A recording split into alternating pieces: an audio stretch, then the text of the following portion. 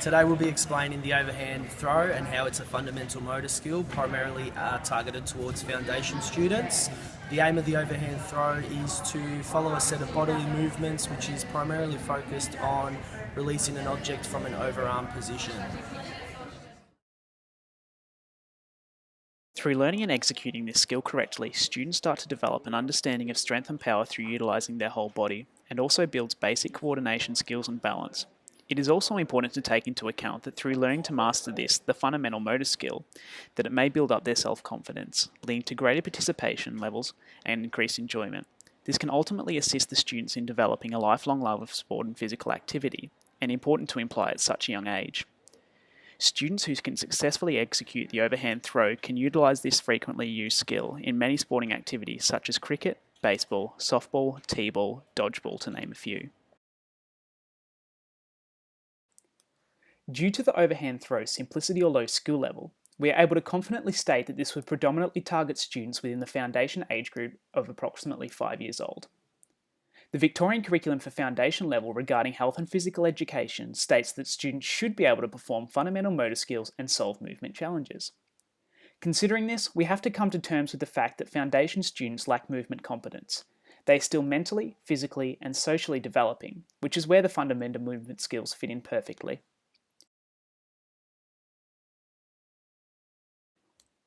Progressions or modifications of this activity could include replacing target zone cones with a hula hoop, which would introduce the accuracy element of the skill.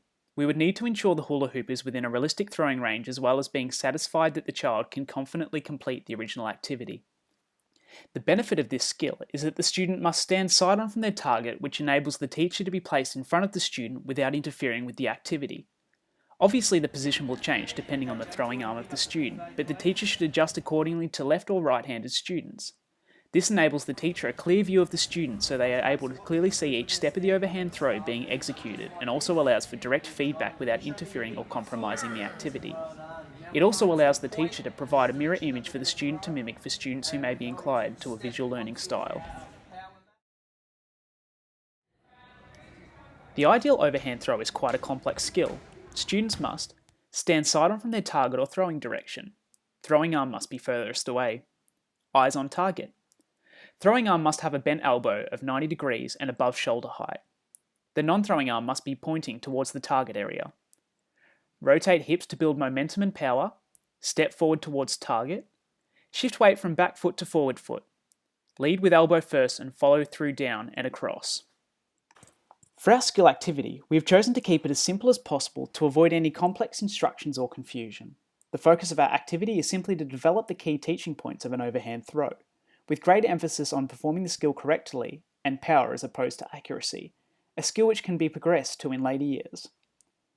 In our skill activity, the student must begin at a designated starting point.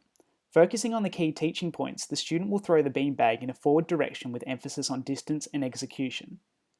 As an added incentive for greater engagement, we have also added 3 different coloured cones. The cones are staggered away from the thrower with an extra point awarded depending on how many cones the beanbag passes. Due to the age level of this activity, we have consciously ensured the cones are appropriately placed near the thrower so they can experience success and enjoy increased engagement. As such, we are hoping that this will enable them to further develop the skill, and we can adjust the cones as their skills progress. We understand due to our age group that complex terminology is not appropriate when providing key teaching points, so we have broken the language down to a few key instructions so the student is able to focus on the key components of the skill.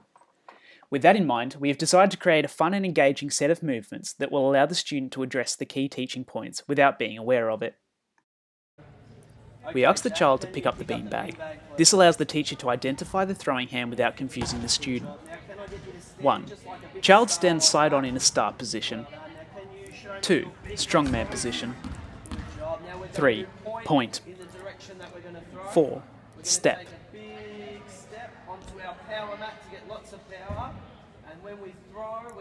5. Follow through. Leads through with elbow, follows through down and across. Good job, well done. We can provide the student with instructional cues which act as extensions of the skills. Cues we would use to prompt the student would include eyes on target. This encourages the student to look at their target or direction. W. Encourages the student to make a W with their arms when making their strongman. Back to front. Encourages weight to be shifted from back to front foot on step. Tappy bottom. Encourages students to follow through after overhand throw. Some common errors for children while doing the overhand throw would be forward movement of foot on the same side as the throwing arm, loss of balance while throwing, failure to rotate hips as the throwing arm is brought forward, and releasing the ball at a poor trajectory.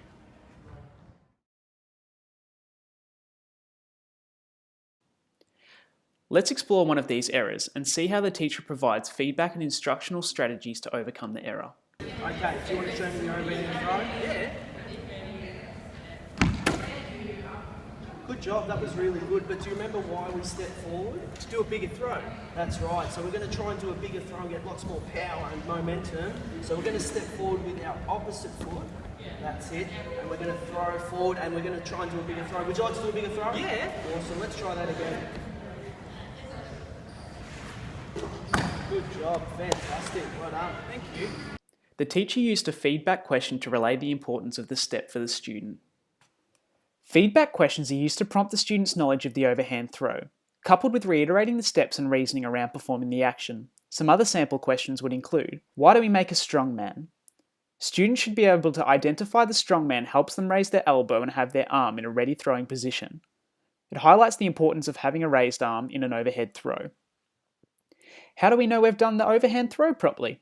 Students should be able to identify the beanbag going in the correct direction as well as reaching a point in the activity which should highlight the skill is being performed correctly.